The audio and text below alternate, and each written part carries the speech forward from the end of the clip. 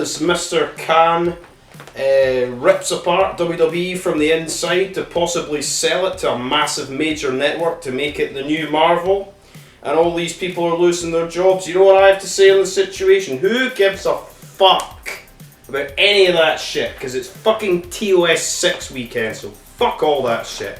This is Deathmatch fucking shit. This is the news that broke glass, episode 13. TOS 6 is this fucking Saturday, and the Deathmatch Hall of Fame. So let's get into TOS 6. We've all the first round matches. They've all got stipulations, which is strange for a GCW show. Cologne against Bam Sullivan in a Bundles of Hate. Cologne's going over. I'd like Bam Sullivan to go further, but he's against Cologne.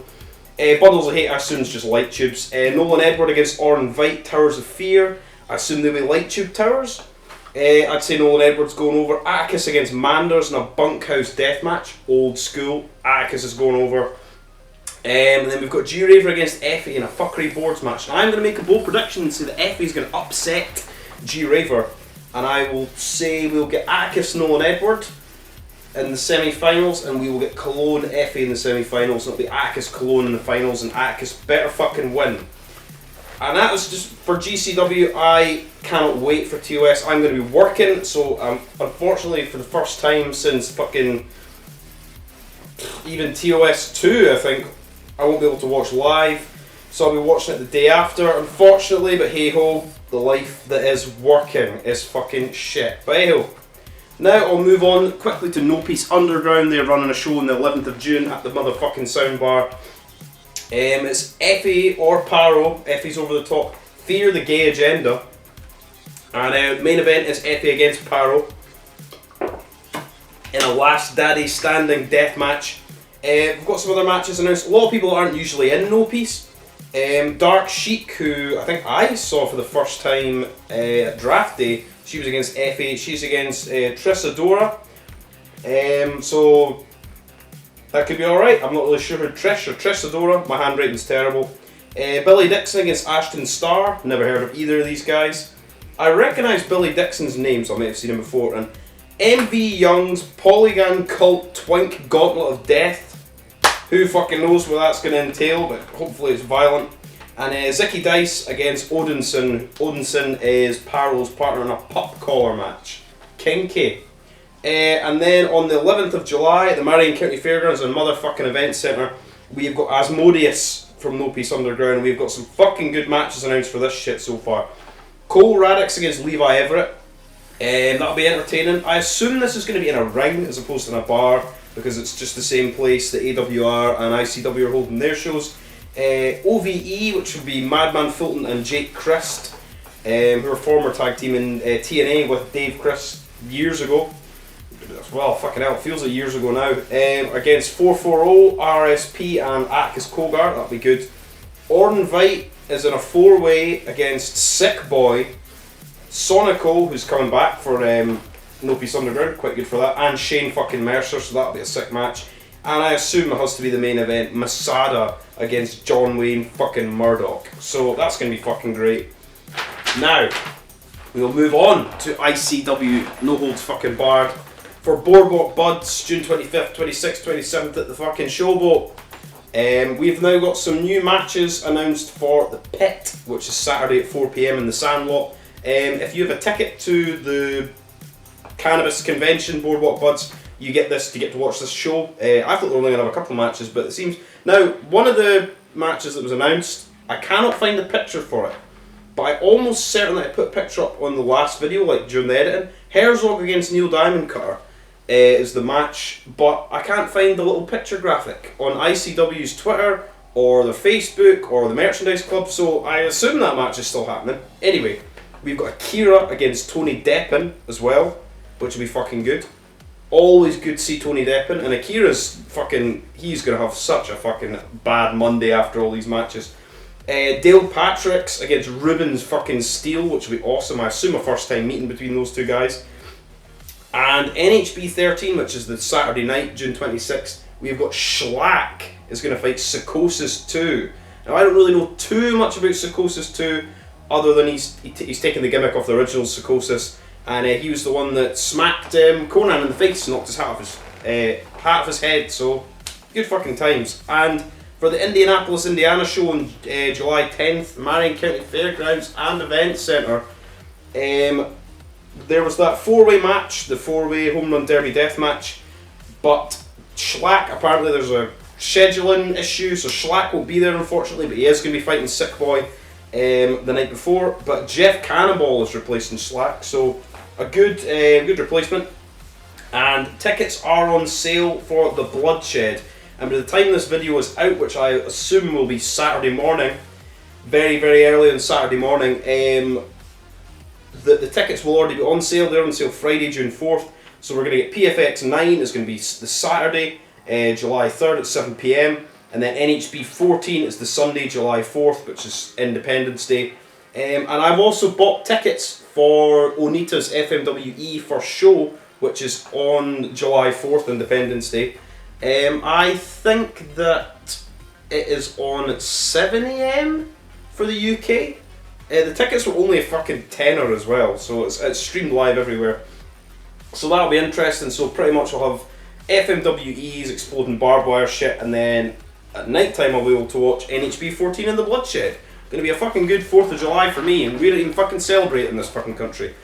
What will we move on to next? We have IWA Mid-South, which is got a new entrant in King of the Death Matches 21, Kit Osborne, who is sorely missed. He does all these promos for No Peace Underground.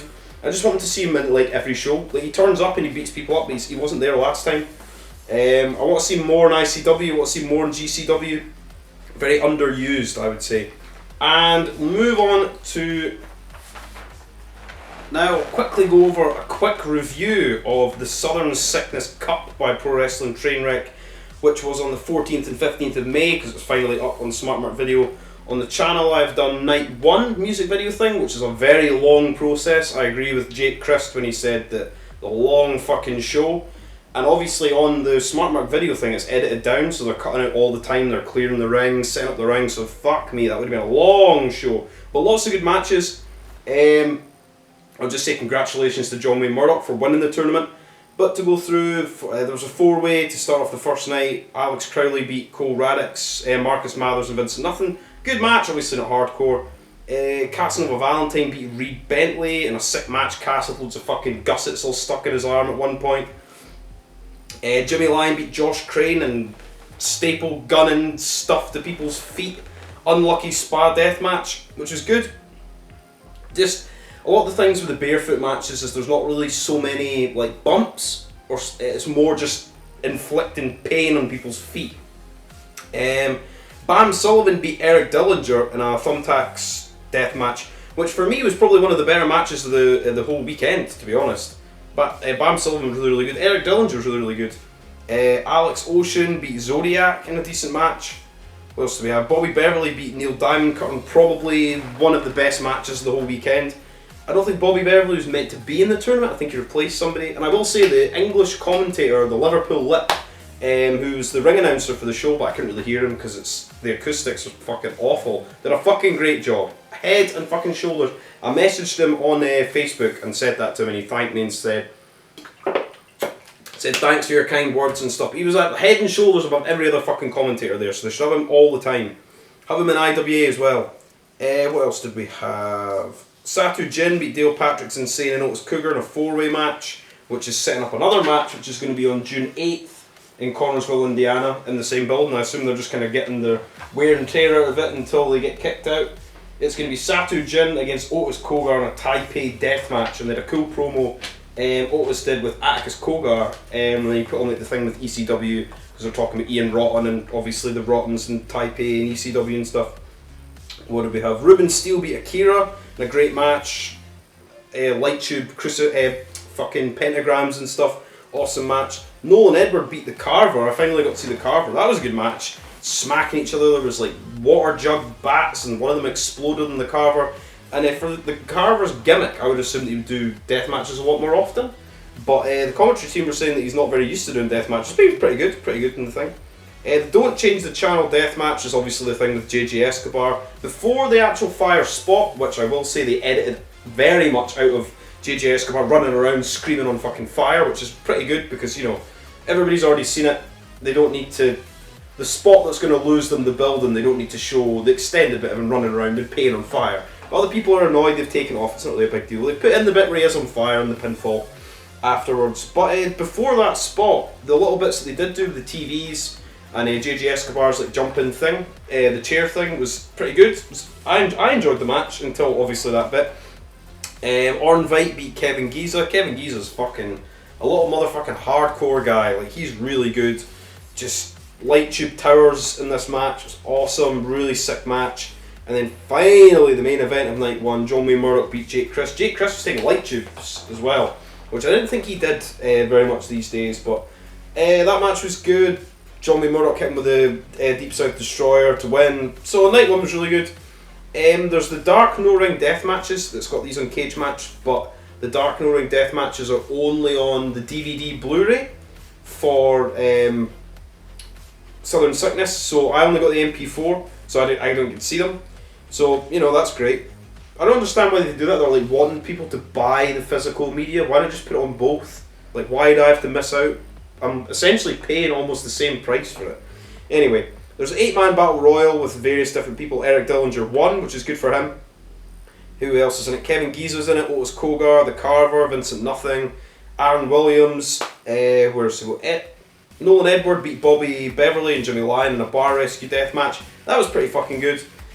All other matches from night 2. Night 2, by the time I ended up watching it, I was getting very, very tired because I watched them in a row, and then I went to like edit them to like do music video things with them. Orn Veit beat Alex Ocean and Satu Jin, and that's gonna Sting death match. That was probably my favourite match apart from the main event in night 2. Built for Destruction death match.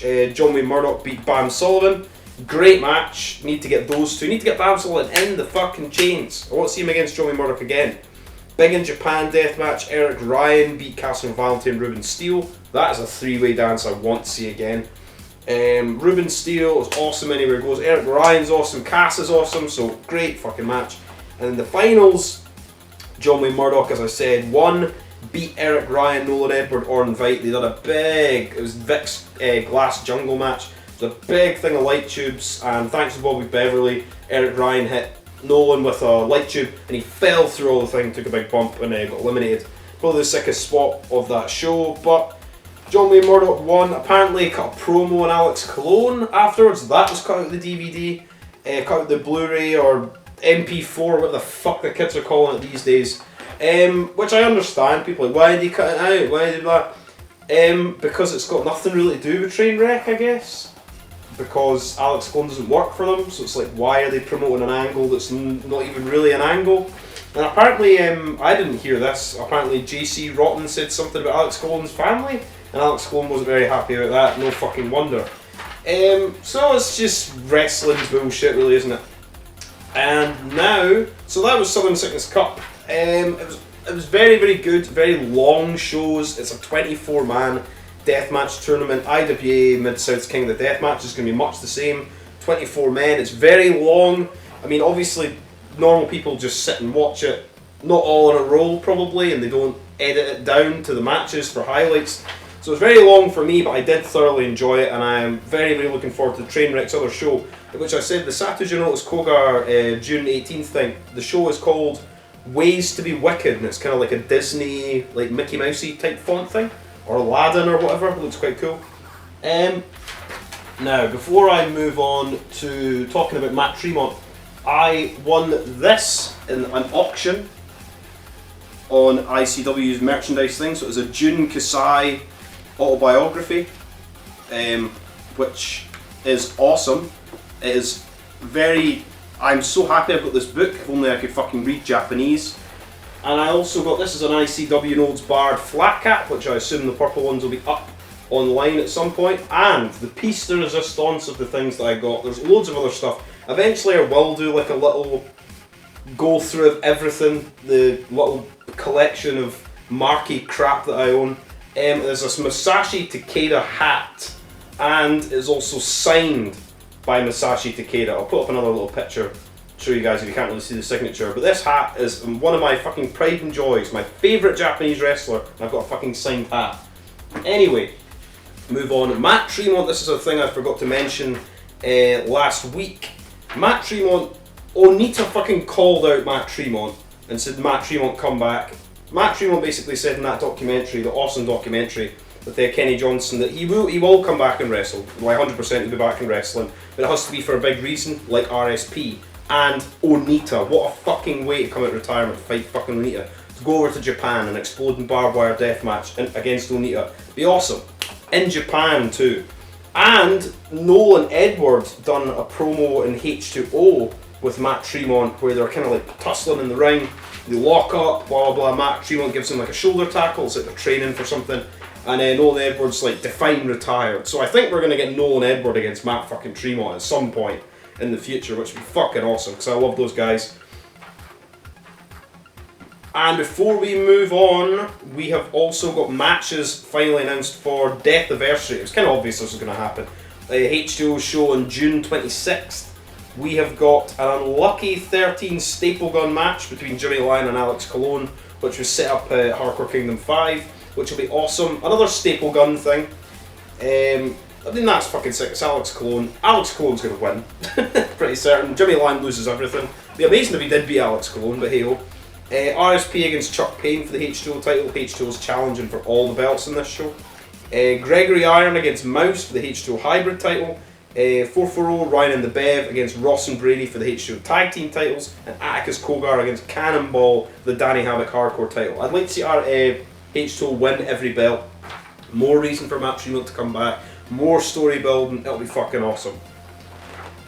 And the Crimson Crown Wrestling, I thought this was going to be live on IWTV, but it's not. It's going to be out on Friday and Saturday at the same time as fucking TOS 6, so not really good timing for them, but I suppose you can watch it whenever. The Crimson Crown Wrestling Cup was won by a gentleman by the name of BC Killer. He won the title in the... I'll not ruin any... I'll obviously ruin the fucking whoever wins. I won't spoil the other matches, but all I will say is Insane Lane and Neil Diamond Cutter show up. I'm not saying anything more than that, but congratulations to him. A good tribute to Supreme, and I can't wait to watch the fucking show. I wish it was live. And Crimson Crown Wrestling have also announced Goddess of Gore 2. Women's Deathmatch Tournament is going to be October 3rd, 2021. And we've got 2 entrants announced for it, Mickey Knuckles and Randy West. I would assume Sage Sin and stuff. I don't really know who else is going to be in it. Maybe Kennedy Copeland and stuff like that. But good fucking times. I am highly looking forward to watching the Supreme Violence Tournament and Goddess of Gore 2. And finally, on this unlucky 13th edition of the news that broke glass, we have matches and stipulations announced for IWA East Coast's Masters of fucking Pain 2021. Where are we? Right. So, Schlack is going to be against Shane Mercer in the first round. They have really good matches. It's a mystery stick death match, so hopefully there's lots of light tubes and glass. Match number 2, Akira is going to be fighting John Wayne Murdoch. Barbed wire madness death match. Good fucking times. G Raver against Jimmy Lloyd.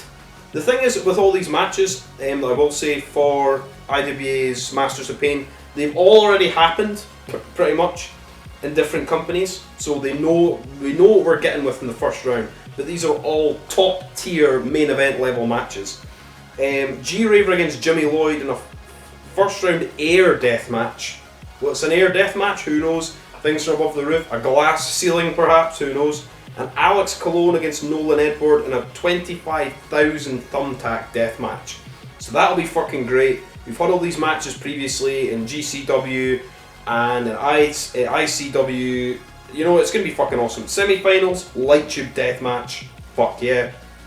Semi-final as well, a cinder block death match. And the final is IWA East Coast staple Cage of Hell death match. Now everybody wants Alex Cole and John Wayne Murdoch in the final. I don't think that'll happen because they've not said, but it would be fucking amazing if it did happen. And I am going to predict that either Schlack or Alex Colon will win this tournament. Anyway, that is it for the news that broke glass episode 13. And next week I'll be back with a full fucking review of TOS 5. I keep calling it TOS 5. It's fucking TOS 6. I'll be back with a full review of TOS 6. I'll be back with a full review of Zombie Walk. I'll have highlight videos. It's going to be a big fucking week for Deathmatch Wrestling. So thank you. As always, no Deathmatch, no life.